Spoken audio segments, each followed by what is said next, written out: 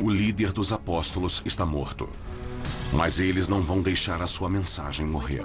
Quando falamos sobre como esse pequeno grupo marginal de homens aquados começou um novo movimento religioso... Como isso pôde acontecer? 12 homens, em uma corrida contra o tempo para salvar o mundo. Quando pensamos sobre todos os obstáculos no caminho, perseguições, martírios, crucificações...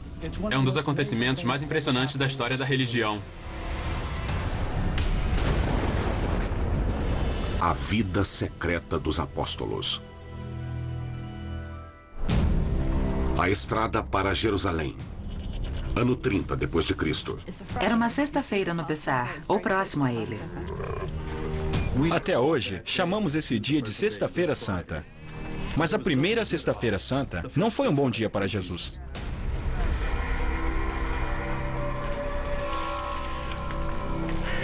Os romanos gostavam de inventar as formas mais cruéis de matar as pessoas, mas a crucificação é uma das piores.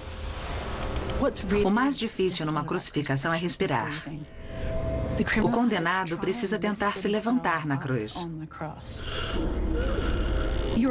É possível sobreviver, desde que a pessoa possa se suspender e ter espaço suficiente no peito para que os pulmões funcionem. Os pregos causam uma dor agonizante nos braços e nas pernas do criminoso. Quando a pessoa ficava muito cansada, o peso caía sobre os pulmões, causando sufocamento. Mas às vezes isso podia durar dias.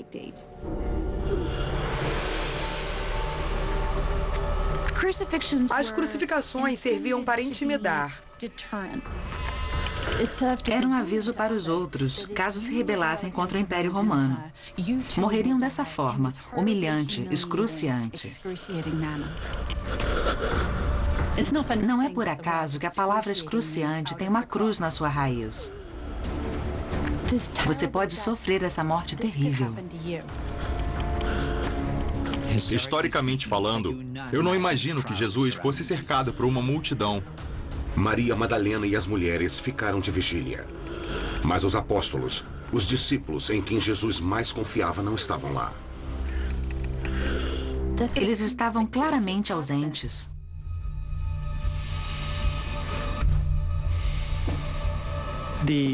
Os apóstolos se trancaram em um quarto por medo. Eles não tinham a menor ideia do destino que os aguardava.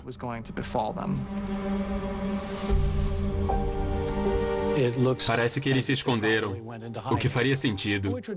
Se Jesus foi preso por motivos políticos por se declarar o rei, quem o seguisse também teria sido condenado como insurgente. Eles sabiam que, a qualquer momento, os guardas romanos poderiam bater na porta para prender e executá-los também. Esses homens cujo mundo havia sido virado de cabeça para baixo são os 12 escolhidos de Jesus. O mais importante sobre os apóstolos é o nome, os 12. Por que não 9 ou 14? 12 é um número muito simbólico. São as 12 tribos de Israel. Assim como houve uma vez 12 tribos, deveria haver 12 apóstolos. Eles eram judeus que viviam na Galileia. Nos evangelhos, alguns são descritos como os pescadores. Então sabemos que a maioria era comerciante. Eles não tinham nenhum estudo formal sobre assuntos religiosos, não mais do que qualquer outra pessoa da época teria. Jesus apareceu e fez uma proposta muito radical. Por que você não deixa a vida que sempre conheceu durante todo o seu tempo nesse planeta para me seguir? Eu tenho umas ideias malucas.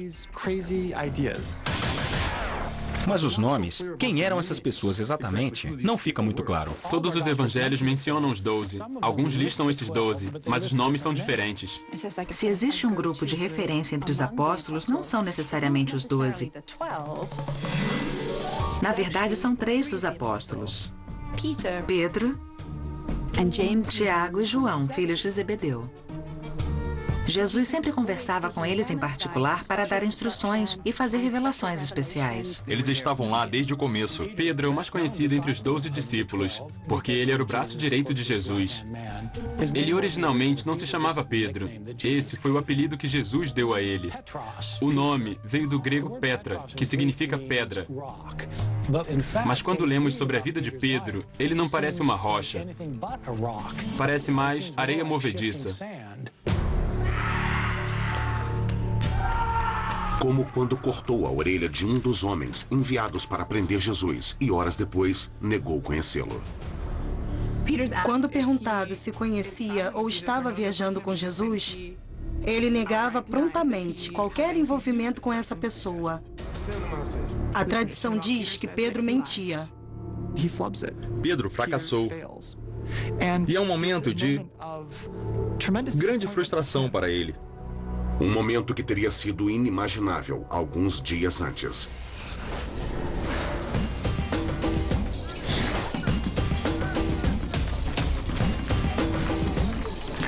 Os apóstolos viajaram com Jesus e um pequeno grupo de seguidores para celebrar o Pessah em Jerusalém.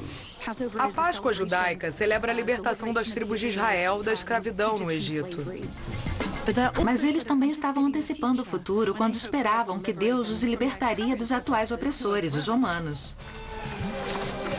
O governador romano na época era Pôncio Pilatos, e ele tinha consciência de que as coisas podiam sair do controle rapidamente. Para os romanos, Jesus não era ninguém, mas eles não podiam deixar que ele se tornasse alguém. Para Pilatos, a forma como Jesus e os apóstolos entraram em Jerusalém era uma provocação à autoridade do império. Eu considero um fato histórico que ele entrou em Jerusalém montado em um burro. Sem dúvidas, Pilatos estava sobre um cavalo. Foi uma perigosa zombaria a Pilatos. A questão é que Jesus era subversivo. Era uma grande ousadia. Esse jovem da Galileia estava fingindo que havia outro tipo de império, especificamente o império de Deus. Não é de espantar que ele tenha acabado crucificado. No século I, havia muitas ideias diferentes sobre como o Messias poderia ser. Mas nenhuma delas previa uma morte humilhante e agonizante.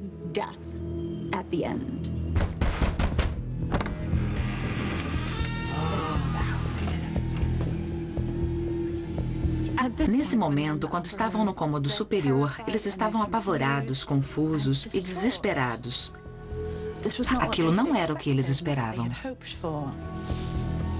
Eles estavam errados de seguir aquele sujeito? Ele alegava ser quem não era? Essas pessoas deixaram suas famílias.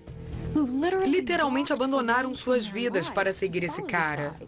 Não dava para voltar e dizer, puxa, eu estava errado.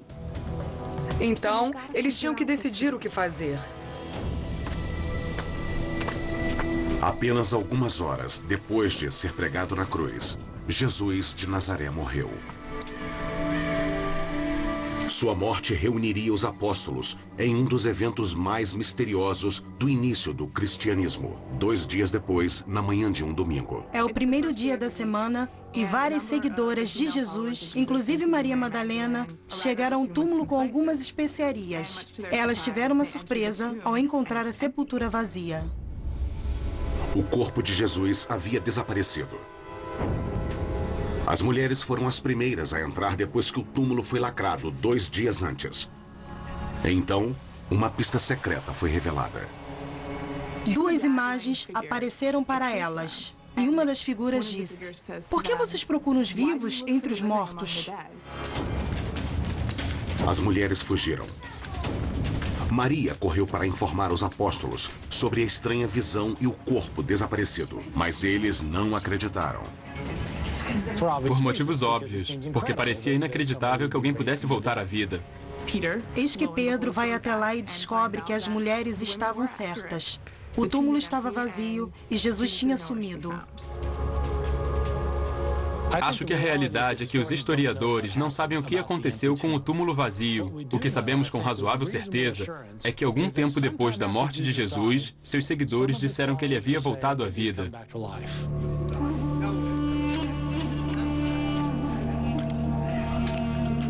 Eles começaram a ver Jesus. Jesus aparecia para eles.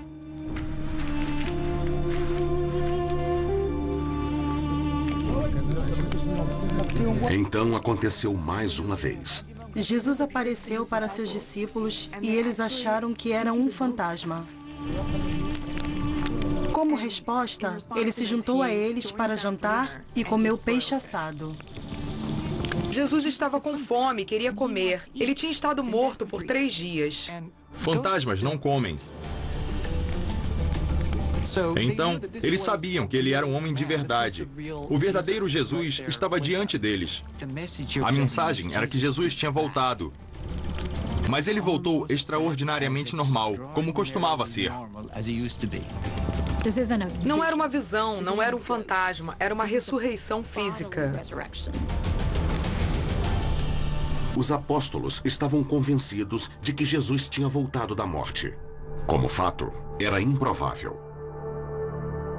Mas essas visões eram absolutamente reais para eles. Eles estavam mesmo tendo visões ou estavam apenas sofrendo alucinações coletivas causadas pelo estresse psicológico? É possível. Mas no século I, as visões eram consideradas uma parte normal da vida. Para eles, as visões eram reais, como sempre são para quem as tem. Mas elas nem sempre são o começo de religiões mundiais. O que estamos tentando entender é por que essas visões fizeram o que fizeram. Isso está relacionado ao que a ressurreição confirmou para os apóstolos. Deus não ressuscita pessoas à toa.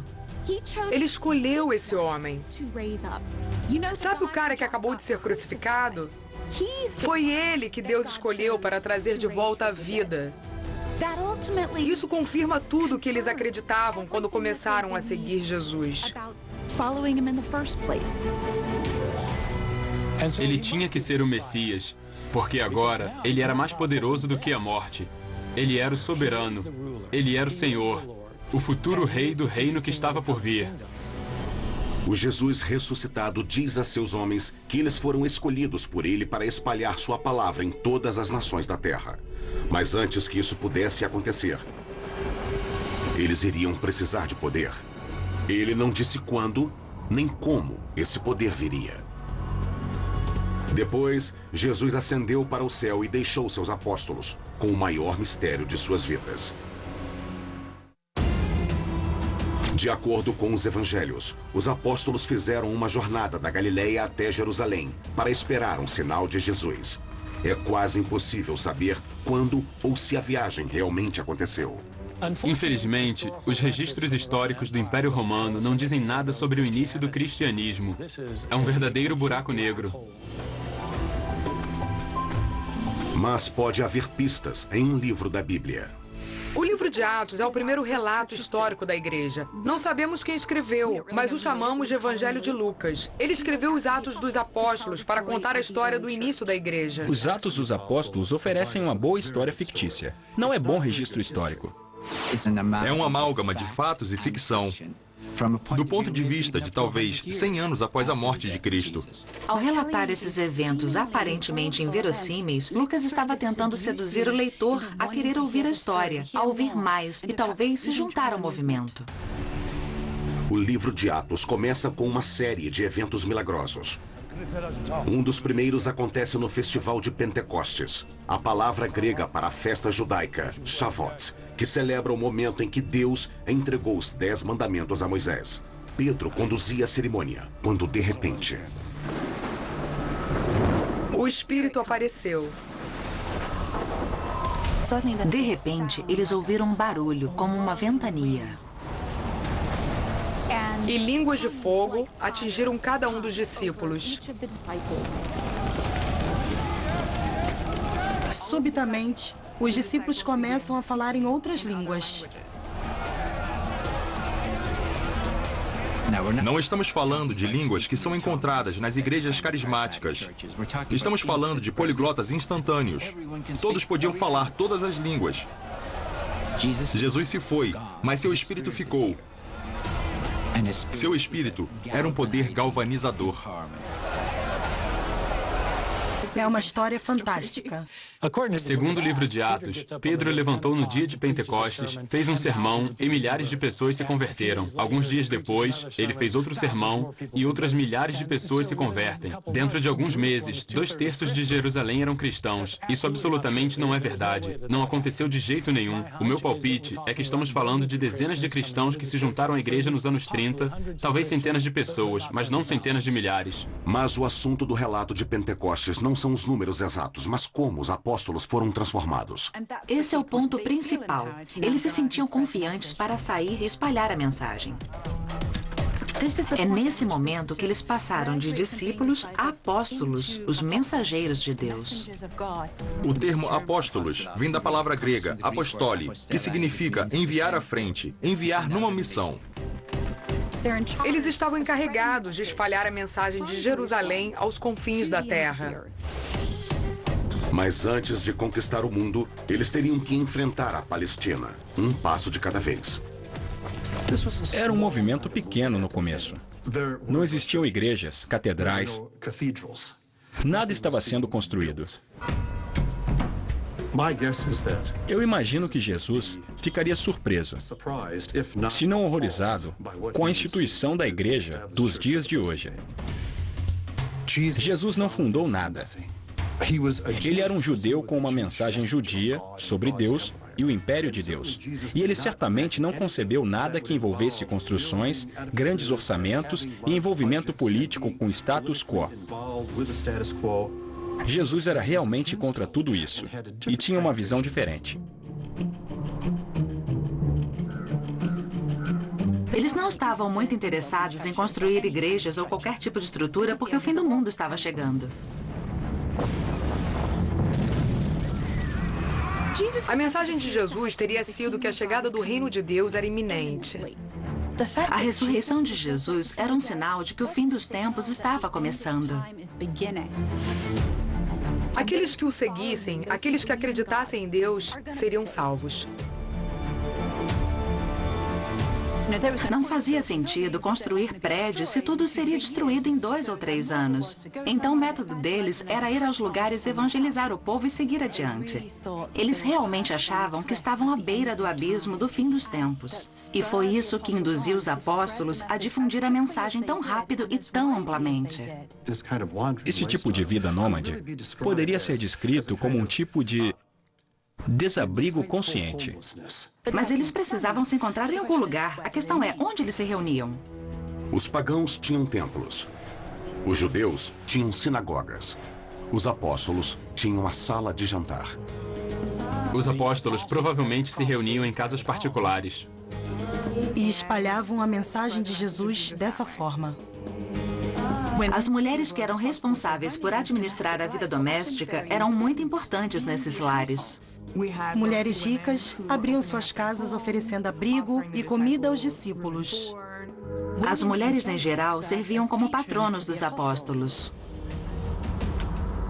Alguns pesquisadores acreditam que Maria Madalena era uma das muitas mulheres ricas que apoiavam os apóstolos e seus seguidores. Sabemos que existe uma passagem no livro de Lucas mencionando que ela ofereceu seus recursos ao movimento de Jesus.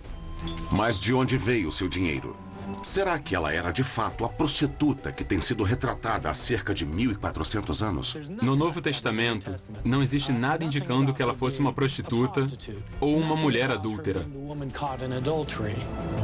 O meu palpite é que ela era uma viúva rica, que administrava um grande negócio de pesca. É possível que o nome de Maria Madalena venha de Magdala, uma vila pesqueira no Mar da Galileia. Nós simplesmente não sabemos. Os evangelhos não estavam interessados em falar sobre ela.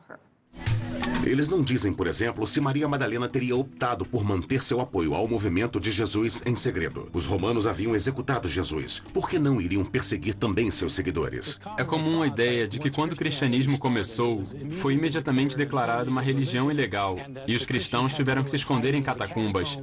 Esse ponto de vista decorre principalmente de assistir filmes demais. Os seguidores de Jesus definitivamente não foram caçados pelos romanos no ano 34 ou 35. Nos primeiros anos, os romanos não faziam distinção entre os que chamamos de cristãos e os judeus. E dá para entender por quê. Eles cultuavam o mesmo Deus, liam os mesmos textos, usavam a mesma língua. Eles eram judeus. E os romanos têm um histórico de deixar os judeus em paz. Ironicamente, a rede de estradas romanas, construída para transportar exércitos, pode ter ajudado os apóstolos a difundir o movimento cristão rapidamente. O Império Romano forneceu estradas excelentes e cidades maravilhosas. Tudo isso contribuiu para a disseminação do cristianismo. O crescimento da religião deve muito ao mundo romano e à sua infraestrutura. Se você perguntasse a um soldado romano se ele tinha ouvido falar de Jesus, mesmo alguns meses depois da crucificação, ele provavelmente diria que não. Mas para a instituição judaica, não era tão fácil esquecê-lo. Para os judeus, Jesus era visto como uma fraude ridícula. Talvez até mais depois que morreu. Teria sido muito difícil convencer os judeus de que Jesus era o Messias. Quando se fala sobre o papel do Messias no judaísmo do século I, seria expulsar os romanos. Ele seria o novo Moisés ou o novo Davi. Ninguém esperava que o Messias fosse crucificado. E era muito difícil convencer os judeus disso. Especialmente um judeu como Paulo de Tarso. Ninguém sabia na época, mas esse homem viria a ter um impacto tão grande sobre o nascimento do cristianismo como o próprio Jesus. Sabemos muito sobre Paulo porque ele fala de si mesmo nas suas epístolas. Ele foi criado como um judeu muito fervoroso e, quando ouviu falar sobre os cristãos, começou a persegui-los. Nessa época, Paulo era radicalmente contra os judeus cristãos. Um deles era um jovem chamado Estevão. Estevão foi um líder cristão que fez um sermão atacando o templo judeu. Segundo o que consta nos Atos, ele basicamente condenava os judeus por terem sempre rejeitado e matado os profetas, assim como tinham rejeitado e matado Jesus. Paulo não nega que queria destruir judeus cristãos como Estevão, mas não chega a admitir que foi cúmplice de assassinato. Essa parte da história ficou para os Atos dos Apóstolos. Os Atos colocam Paulo no apedrejamento de Estevão.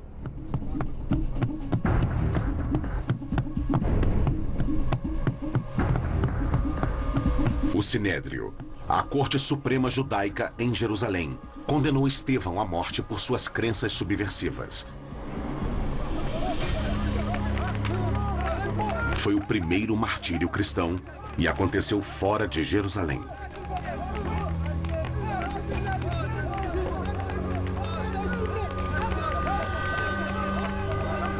Os Atos nos levam a crer que Paulo estava realmente envolvido nisso, de alguma forma. Não sabemos até que ponto essa história é verdadeira. Se estamos querendo uma narrativa realista, não é o caso. Para começar, o texto coloca Paulo em Jerusalém. O próprio Paulo nunca disse que esteve em Jerusalém. Lucas descreve a morte de Estevão como ato de uma multidão. Todos tiveram um acesso de fúria e correram para apedrejar o homem. Mas os romanos não permitiam que os judeus executassem uns aos outros por diferenças de opinião religiosa. Isso criaria muita confusão. Verdade ou ficção? A presença de Paulo no apedrejamento de Estevão provoca uma das reviravoltas mais dramáticas na história do cristianismo. Alguma coisa aconteceu a ele. O chamado incidente da estrada de Damasco, que mudou completamente a vida dele.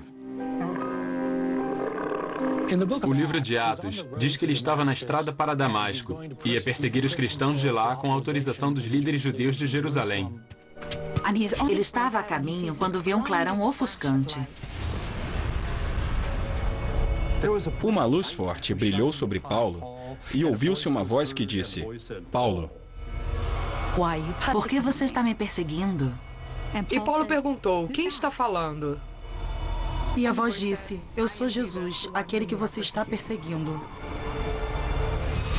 Então Paulo ficou imediatamente cego. Ele teve que ser levado pela mão até Damasco. Paulo recuperou a visão. E ele deu uma guinada radical. De perseguidor a apóstolo. As epístolas do próprio Paulo não dizem nada sobre seu encontro milagroso na estrada de Damasco. O relato de Paulo é muito mais simples. Ele só diz: quando Deus revelou seu Filho dentro de mim, em mim, como uma experiência interior, eu me tornei uma pessoa diferente. Paulo alega que sentiu sua vocação com a própria revelação pessoal de Jesus. A história final é a mesma. Paulo deixou de ser um perseguidor e veio a ser um dos melhores, ou o melhor apóstolo do movimento.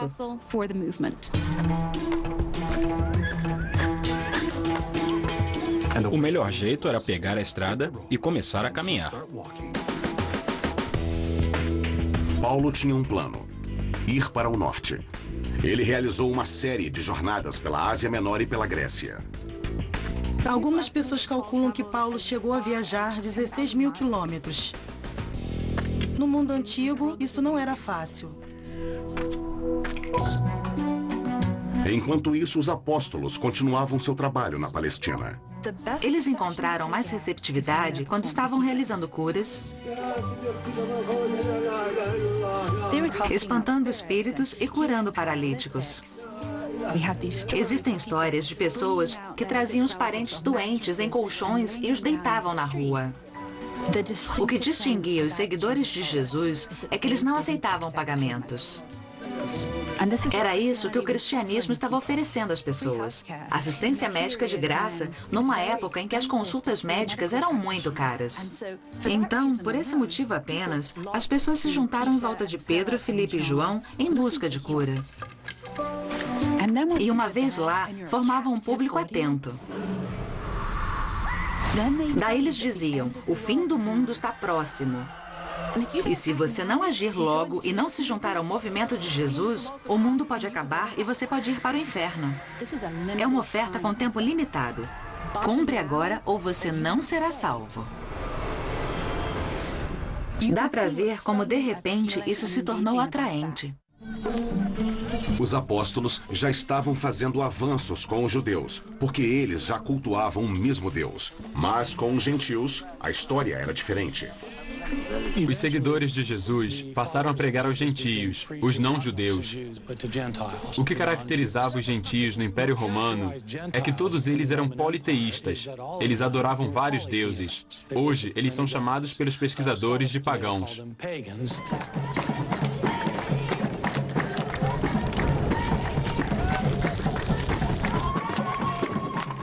A atmosfera religiosa na antiguidade era muito diversificada. Os pagãos podiam venerar qualquer deus que quisessem. Eles podiam adorar os grandes deuses da mitologia grega e romana. Podiam cultuar seus deuses locais, os deuses das cidades, da floresta, dos rios, do pasto, da guerra. Havia deuses do amor, deuses da fertilidade. Era um mundo povoado por essas personalidades sobre-humanas. Era uma espécie de buffet de religiões. As pessoas podiam ter o quanto quisessem de qualquer coisa. Então, quando os apóstolos insistiam para que os pagãos abrissem mão de todos os seus deuses, estavam diante de um problema. Tudo era uma questão de poder. As religiões pagãs enfatizavam que os deuses favoreciam os seus adoradores. Nós não podemos controlar a chuva, mas os deuses podem. Não podemos controlar se as colheitas serão boas. Não podemos controlar se o gado se reproduz ou não, mas os deuses podem. Os deuses podem fazer coisas por nós. E quando você vira as costas para eles... Um ser humano vai pagar o preço. Existem pessoas entre nós que não estão adorando os deuses. Por isso, eles estão causando esses problemas. Esse é o principal motivo que levou à perseguição dos primeiros cristãos. Sempre que acontecia um desastre em uma cidade e os cristãos estavam lá, eles naturalmente eram considerados culpados. Por outro lado, Paulo estava tendo sucesso ao espalhar a mensagem de Jesus entre o povo gentil da Grécia e da Ásia Menor. Paulo se estabeleceu de uma forma um tanto audaciosa como o apóstolo dos gentios. Aparentemente, Paulo achava que a mensagem de salvação não era só para os judeus. A mensagem da salvação de Deus deveria atingir todo o mundo. E ele acreditava que tinha sido convocado por Cristo para levar essa mensagem aos gentios. Na verdade, Paulo era um estrategista brilhante. O plano dele era pular as cidades menores e se concentrar nas capitais.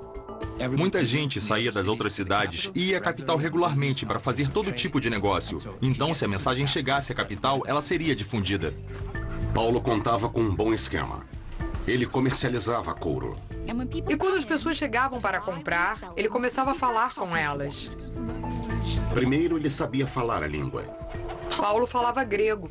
E como Paulo podia se comunicar, não havia limites para onde sua mensagem poderia chegar. Depois ele misturava um pouco de religião. Você corre o risco de ser jogado no inferno, onde vai ser queimado e o enxofre vai cobrir o seu corpo. Você vai estar perdido para sempre. Você quer estar ao lado de Jesus ou quer ser deixado para trás? Essa era a mensagem incisiva de Paulo. Mas ele era muito bom em fechar o negócio ao convencer os pagãos de que o Deus judeu era mais poderoso. Mais poderoso do que todos os deuses pagãos. Como, por exemplo, mostrou a ressurreição de Jesus, além dos milagres realizados por seus seguidores. Um Deus poderoso o bastante para protegê-los da ira de todos os outros. Uma divindade universal que era responsável pela criação do mundo inteiro, de todas as pessoas nele e pelo que seria a destruição iminente. Funcionou. O movimento de Jesus crescia. E Pedro e Paulo, seus dois pilares, estavam em completa sintonia. Os atos queriam retratar Pedro e Paulo quase como duas metades de uma laranja, digamos. Mas o fato é que havia uma certa tensão entre eles. Paulo era extremamente diferente dos outros. Eles não eram alfabetizados, não eram letrados, não vinham da alta sociedade. Estamos falando de pescadores. Paulo era um sujeito que chegou do nada. Ele era estrangeiro, provavelmente tinha sotaque. E só o fato de saber escrever indica que Paulo claramente era rico e privilegiado. E a verdade é que ele não sabia quase nada sobre Jesus. Paulo nunca ouviu. Paulo não estava na Galileia. Ele não tinha viajado com Jesus vivo. Ele não esteve na crucificação. Daí, um dia ele apareceu e disse: "Eu tive uma visão de Jesus e agora também vou ser um apóstolo." Dá para imaginar como isso teria sido frustrante para os seguidores originais de Jesus. Mas ele queria ser levado a sério. Ele queria ser um apóstolo. Mas ele tinha um passado negro. As pessoas sempre lembravam: você já foi um sujeito do mal. E você era contra a gente e agora você vem com esse papo de que é um de nós, um homem de Jesus? Fala sério, Paulo. Houve tentativas de criar um consenso. Como quando Paulo convidou Pedro para uma refeição com os gentios que ele havia convertido na cidade de Antioquia. Paulo queria que seus novos irmãos se sentissem em casa. E isso significava comer o que eles comiam, que não era kosher. Paulo explica. Nos sentamos todos juntos, um corpo, um grupo de devotos, compartilhando. E então Pedro é preso por seus irmãos de Jerusalém. Seu crime foi comer alimentos que não eram kosher, com não-judeus. A opinião de Paulo é: se o nosso movimento vai incluir os gentios convertidos, precisamos comer com eles todos juntos. O pessoal de Jerusalém não concordou e Pedro cedeu à pressão. E Paulo disse: eu levantei e confrontei ele. Agora você acha que precisa ser kosher? E você acha que nós somos seguidores de segunda classe? Paulo achava que era hipocrisia. De acordo com Paulo, ele e Pedro nunca se reconciliaram. E em nenhum momento, Paulo duvidou que sabia o que era melhor para o movimento. Paulo insiste que recebeu seus evangelhos diretamente do próprio Jesus Cristo. Que ele não tinha aprendido nada sobre o que estava fazendo com nenhum ser humano. Ele recebeu tudo de Jesus. Como, por exemplo, decidir se os gentios que aceitassem Jesus deveriam ou não ser submetidos aos tradicionais costumes judeus, como a circuncisão. Nos primeiros anos, o cristianismo ainda era um movimento judeu e a circuncisão é uma lei imutável que todos os judeus devem seguir. Mas Paulo defendia firmemente a isenção dos gentios. Paulo não achava que a circuncisão era um requisito para ser um seguidor de Jesus. Ele dizia claramente que os gentios que passassem a acreditar em Jesus não precisavam ser circuncidados. Que Jesus havia morrido para salvá-los e era nisso que eles precisavam acreditar. Se a lei pudesse nos salvar, não precisaríamos de Jesus. E acho que no final das contas, Paulo era muito prático. Eles estavam tentando difundir uma religião, mas colocavam essa imposição no caminho. Você vai fazer o quê? Com o meu... o quê? Não dava para converter um monte de homens adultos. De jeito nenhum. E quando uma facção rival da Galácia o desafiou, ele não mediu palavras. Ele basicamente começa sua epístola assim: seus Gálatas idiotas, e depois só piora. Paulo disse, não, deixem meu povo em paz. Eles são seguidores de Jesus. Não precisam de circuncisão. Sabe de uma coisa? Eu queria que todos vocês que adoram as suas facas e estão loucos para fazer umas circuncisões, cortassem as suas próprias coisas. Como a circuncisão estava fora de questão para os gentios, Paulo precisava oferecer a eles outro ritual de iniciação.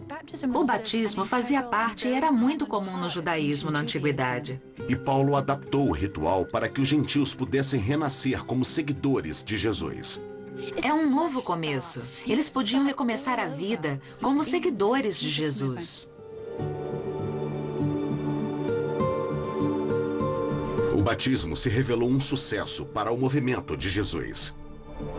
Impressionante para um homem que nem conheceu Jesus. Mas apesar do sucesso de Paulo, o nascente movimento de Jesus ainda enfrentaria muitos obstáculos. Os problemas começaram no ano 41. Roma empossou um novo rei na Judéia, Herodes Agripa, que era judeu. Foi uma boa notícia para os judeus. Para os seguidores de Jesus, nem tanto. E para Tiago, foi muito ruim. Segundo os Atos, Herodes Agripa chegou ao poder e, para angariar a simpatia dos judeus, mandou decapitar o apóstolo Tiago. E imediatamente depois, ao perceber o sucesso que teve, mandou prender Pedro, provavelmente com a intenção de fazer a mesma coisa com ele. Ele estava na prisão e, de repente, um anjo apareceu. Pedro achou que fosse um sonho e o anjo falou para ele se levantar rápido. E as correntes simplesmente se soltaram das mãos dele.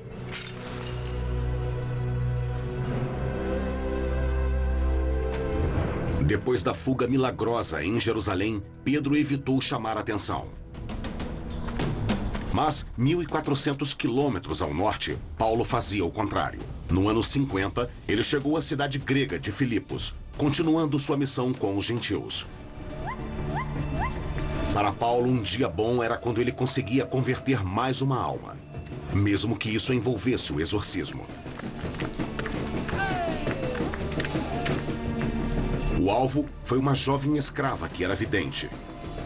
Seus transes rendiam muitos lucros. Paulo não suportou ver a garota possuída por um demônio.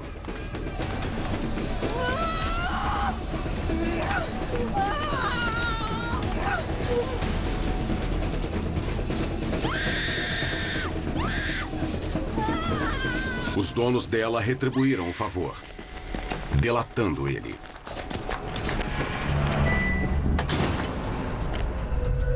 Ao longo da década seguinte, Paulo se tornou muito familiarizado com os calabouços romanos.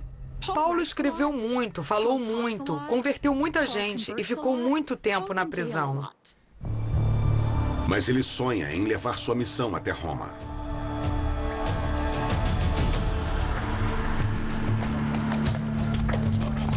Um relato que nunca chegou a entrar na Bíblia diz que Paulo chegou a Roma como um homem livre. Paulo queria ir a Roma.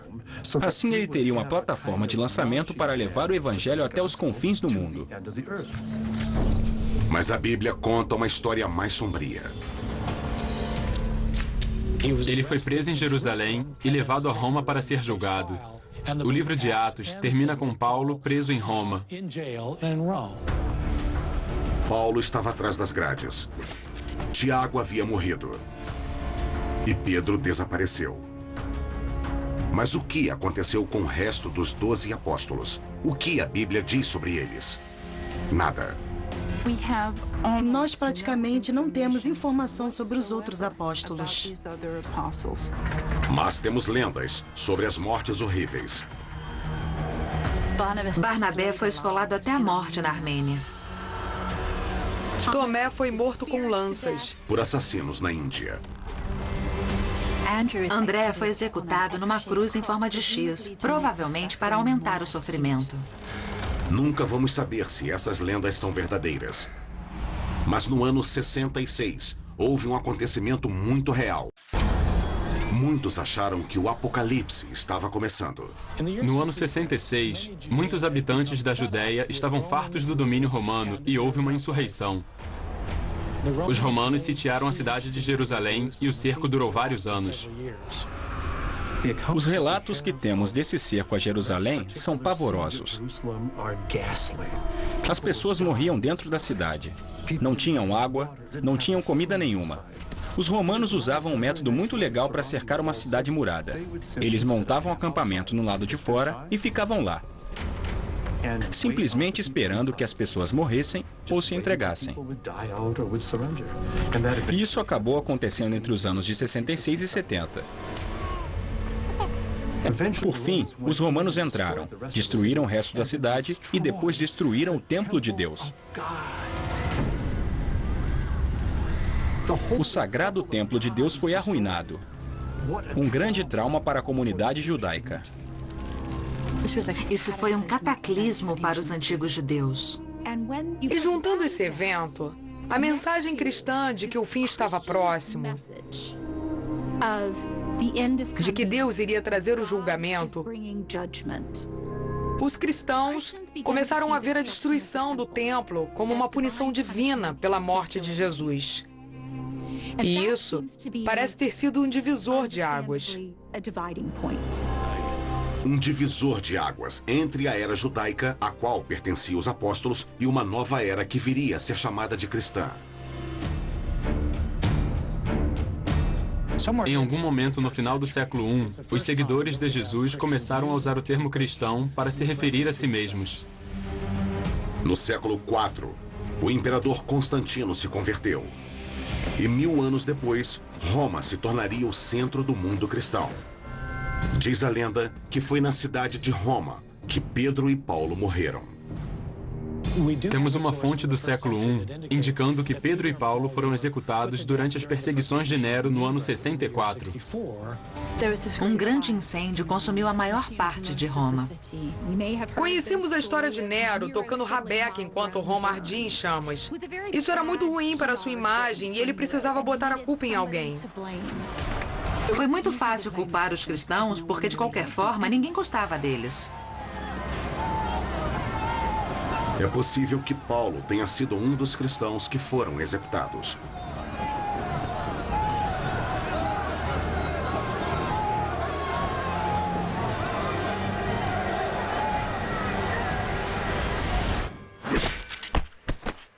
Paulo foi decapitado. Mas nessa hora aconteceu uma coisa interessante. Leite jorrou do pescoço dele em vez de sangue. Sua morte, ironicamente, não foi a morte, mas a vida. E o leite é o que dá a vida. Então, ao matar Paulo, os romanos, sem querer, o devolveram à vida. A morte de Pedro é igualmente singular. Pedro foi crucificado, mas de cabeça para baixo. Dizem que ele foi crucificado assim porque achava que não era digno de morrer como Jesus morreu. Mas não é o que ele diz nos Atos de Pedro. Ele quis ilustrar como o mundo estava de cabeça para baixo, como estava cheio de pecado, e a cruz iria endireitá-lo.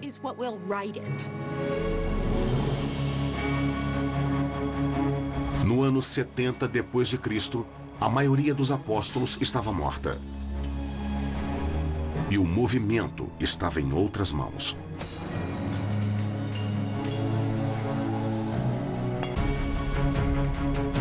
Os primeiros apóstolos não convertiam milhares de pessoas de uma vez, mas algumas pessoas aqui e ali. Mas essas poucas pessoas converteram outras pessoas, que converteram outras, e o movimento começou a crescer. É um dos acontecimentos mais impressionantes na história da religião. Quando a gente pensa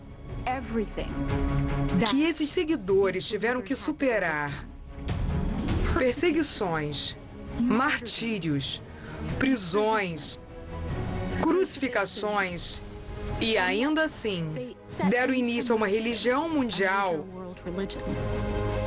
é espantoso.